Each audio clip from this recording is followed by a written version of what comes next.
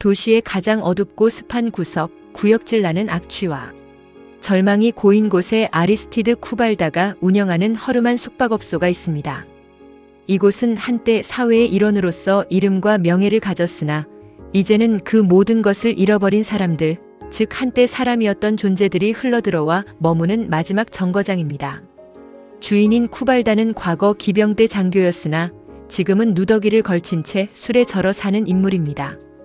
그는 세상에 대한 냉소와 분노를 가슴 깊이 품고 있지만 동시에 이곳으로 몰려든 낙오자들에게는 기묘한 동질감과 연민을 느끼며 그들의 우두머리 노릇을 합니다. 그의 곁에는 한때는 재능 있는 선생이었으나 지금은 알코올 중독자로 전락한 자, 유능한 편집자였으나 이제는 종이 조각에 글을 끄적이며 연명하는 자 등 저마다의 화려했던 과거를 뒤로한 채 그림자처럼 살아가는 이들이 모여 있습니다. 이들은 낮이면 고물을 줍거나 소에게 심부름을 하며 연명하고 밤이면 쿠발다의 숙소에 모여 보드카를 마시며 지나간 시절을 회상하거나 허무맹랑한 철학적 논쟁을 벌입니다. 그들에게 과거는 유일한 위안이자 동시에 현재의 비참함을 더욱 뼈아프게 만드는 독입니다. 그들은 자신들이 왜 이렇게 추락했는지에 대해 끊임없이 자문하지만 거대한 사회적 불평등과 운명의 가혹함 앞에서 답을 찾지 못합니다. 그저 서로의 상처를 위로해 주다가도 사소한 일에 짐승처럼 으르렁거리며 싸우는 일상이 반복될 뿐입니다. 그러던 어느 날 이들의 고요하고 비참한 일상에 균열이 생기기 시작합니다. 숙소 근처에 새롭게 자리 잡은 상인들과의 갈등이 수면 위로 떠오른 것입니다. 특히 부유하고 탐욕스러운 상인 페투니코프는 쿠발다와 그의 거주민들을 도시의 오물처럼 취급하며 그들을 쫓아내려 합니다. 페투니코프는 근대적인 자본주의와 질서를 상징하는 인물로 쿠발다가 대변하는 몰락한 구시대의 잔재들과 정면으로 충돌합니다. 쿠발다는 페투니코프의 오만한 태도에 격분하며 그에게 저항합니다. 그는 자신들이 비록 한때 사람이었던 존재들일지라도 인간으로서의 최소한의 자존심까지 버린 것은 아니라며 울부짖습니다.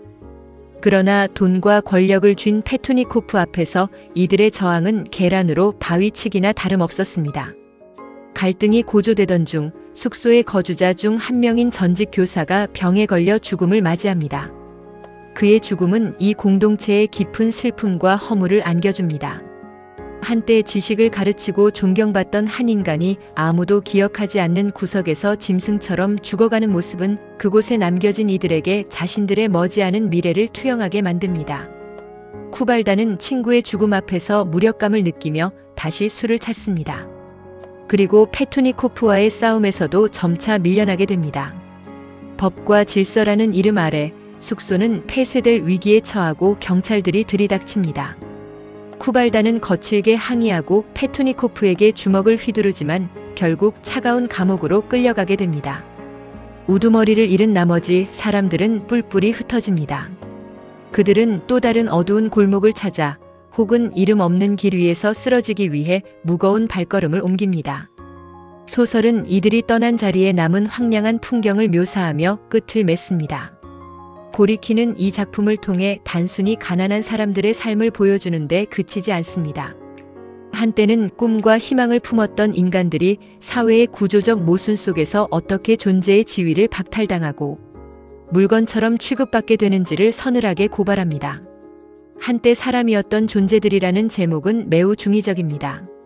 그것은 그들이 과거에 누렸던 지위를 뜻하기도 하지만 동시에 지금의 그들은 더 이상 인간으로서 대우받지 못하는 무언가로 전락했음을 의미합니다. 하지만 고리키는 그들의 비참함 속에서도 번뜩이는 지성과 날선 비판 의식을 잃지 않게 함으로써 독자들에게 묻습니다. 누가 이들을 이렇게 만들었는가? 그리고 우리는 과연 이들과 다르다고 단언할 수 있는가?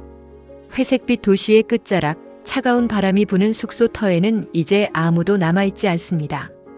그러나 그들이 내뱉었던 분노 섞인 말들과 절망의 한숨은 여전히 그곳을 떠돌며 번영하는 도시의 뒤편에 가려진 어두운 진실을 우리에게 나직이 속삭이고 있습니다.